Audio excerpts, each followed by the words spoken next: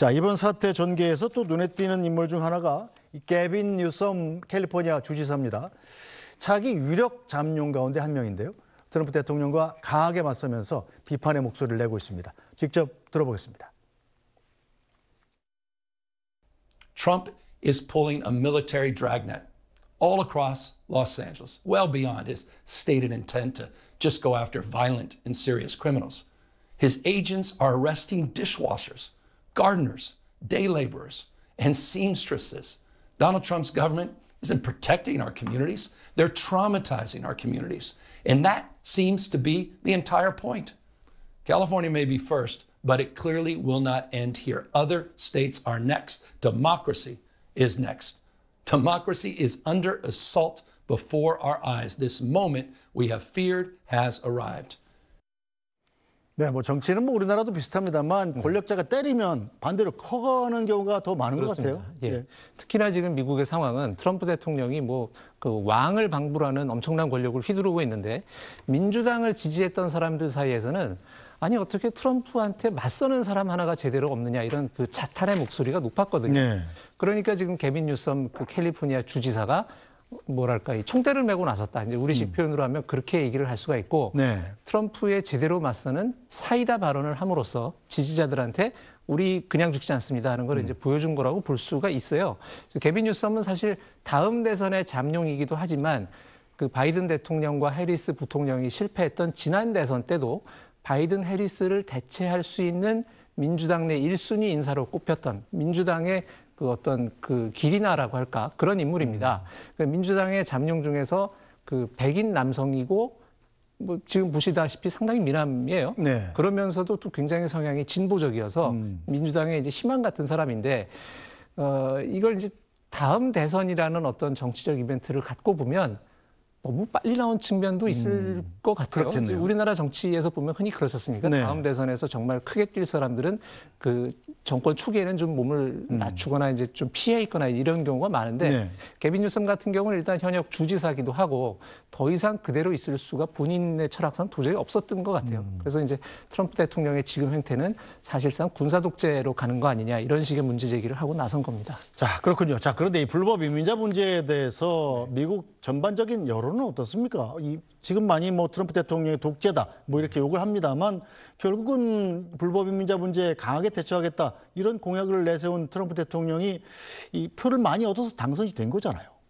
네, 맞는 지적이십니다. 네. 사실 트럼프 대통령은 그걸 믿는 거죠. 네. 분명히 내가 불법 이민자 문제를 걸고 대선을 나가서 이겼기 때문에 내가 이 문제를 이슈를 삼을수록 결국은 나한테 유리하다는 생각을 트럼프는 가지고 있는 거예요. 특히 시위 양상 중에 사실 그 미국 사람들도 그 드러내놓고 말은 안 하지만 그런 생각을 많이 합니다.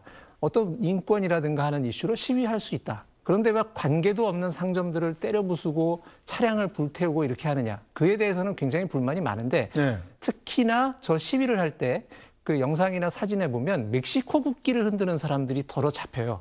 그러면 그걸 보는 미국 일반 유권자들의 경우는 무슨 생각을 할까를 한번 생각해 볼 필요가 있습니다. 왜 저기 침입했다 이렇게 그렇게 생각할 수 느낄 있겠군요. 소지가 다분하죠. 뭐 침입까지는 아니라 하더라도 네.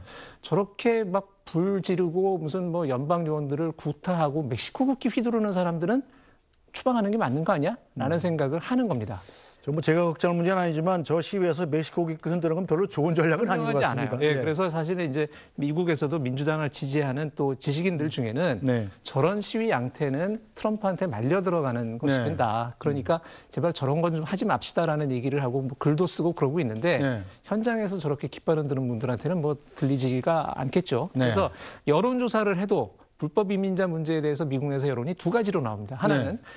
불법 이민자가 저지르는 범죄라든가 이런 거에 대한 두려움은 굉장히 일반적으로 높아요. 그래서 범죄를 저지를 위험이 있는 불법 이민자를 어떻게 해야 되겠습니까? 물어보면 과반수가 추방해야 된다라고 답을 해요. 네. 그런데 불법 이민자 신분이라 하더라도 이미 지역사회에 녹아들어서 심지어 세금도 내거든요. 그 사람들이. 그래요? 예, 세금도 냅니다. 세금도 내고 애들 학교 보내고 있고 직장에서 일 잘하고 있고 그래서 내가 가는 식당이나 상점에서 네. 일하고 있고 맨날 나를 도와주는 사람인데 네. 그 사람을 꼭 추방해야 되겠습니까? 물어보면 그건 또 그렇다고 얘기한단 말이에요. 그래서 이 여론이 그렇죠. 예. 엇갈리고 있기 때문에 공화민주 양당이 그걸 각각의 변을 가지고 지금 정치 싸움을 벌이는 측면이 있습니다. 자, 그런데 이 트럼프 주니어, 네. 트럼프 대통령의 아들이 이 갑자기 또 LA 한인 폭동 사태 때 네. 한인들이 이 옥상에서 총을 이렇게 갖고 있는 그렇습니다. 예. 이른바 루프탑 코리안이라는 사진을 올렸더군요. 이건 또 무슨 의도입니까?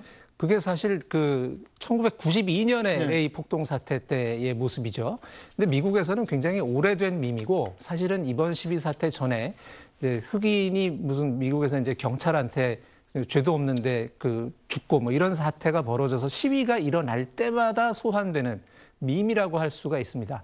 그래서 그 당시에 이제 그 흑인 시위가 벌어져도 당시에 LA의 한국인들은 지붕 위에 올라가서 총을 들고 자기를 지켰다. 이래서 백인과 보수주의자들은 저걸 굉장히 좋은 의미로 이제 밈으로 소비하고 뭐 굿즈도 많이 팔리고 이래요.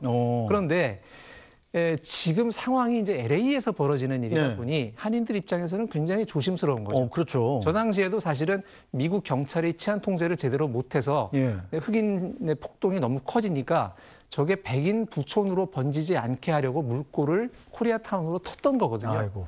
이번에도 혹시라도 이제 중남민계의 어떤 분노와 그런 폭동 양상이 혹시라도 한인들한테 또 미칠까봐 한인들은 굉장히 조심스러워하는 네. 그런 상황이 되겠습니다. 어쨌든 뭐 거기 말해들지 말아야 되겠습니다. 이 트럼프 대통령 사실 요새 별로 되는 일이 없잖아요. 네. 그래서 이참에 이 이슈로 좀 전국을 전환해보자 뭐 이런 의도도 있는 것 아닙니까? 그런 의도도 있다는 분석이 역시 미국 정치권에서도 나오고 있습니다. 사실은 그 트럼프 대통령이 관세를 가지고 뭐 어제 오늘도 이런저런 얘기를 하고 있는데 관세 카드의 위력이 조금 정치적으로 떨어진 것도 사실이고요. 그다음에 자기의 측근이라는 일론 머스크한테 심하게 뭐 배신에 가까운 공격을 당하기도 하지 않았습니까? 물론 뭐 화해를 했다고는 하지만 트럼프 그러면 총알도 어쩔 수 없는 불침의 사나이라는 그 강력했던 이미지가 많이 손상된 게 사실이에요. 그렇죠. 그래서 이제 트럼프 입장에서는 국내 정치적으로도 트럼프를 다시 위대하게 뭐 이런 성격의 프로젝트를 좀 할 필요가 있는데 네. 마침 불법 이민자 단속 문제는 상당한 그 자기 쪽 여론의 지지를 받을 수도 있는 사안이니 저걸 좀 이슈화시키는 측면도 있다. 뭐 그런 분석이 나오고 있습니다. 네, 뭐 일전에 이 기자 여기 나와서 이 트럼프 생일을 공휴일로 지정하자 뭐 이런 움직임도 있다고 그랬는데 네네. 그게 이번 주말이라고 그래요? 그렇습니다. 미국 현지 14일이죠. 네. 그러니까 우리 날짜로는 일요일이 되는데 그날이 이제 트럼프 대통령의 79번째 생일이면서 육군 창립 250주년이라고 합니다. 네.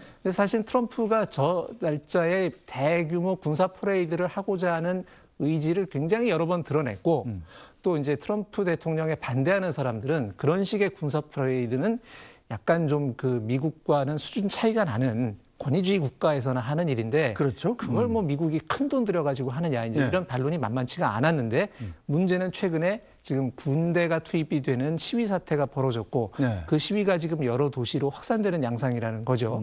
그래서 지금 트럼프 대통령 같은 경우는 만약에 군사 퍼레이드 때 시위를 하면 바로 군대로 엄정하게 대응을 하겠다 이렇게 네. 엄포를 놓고 있는 상황이에요.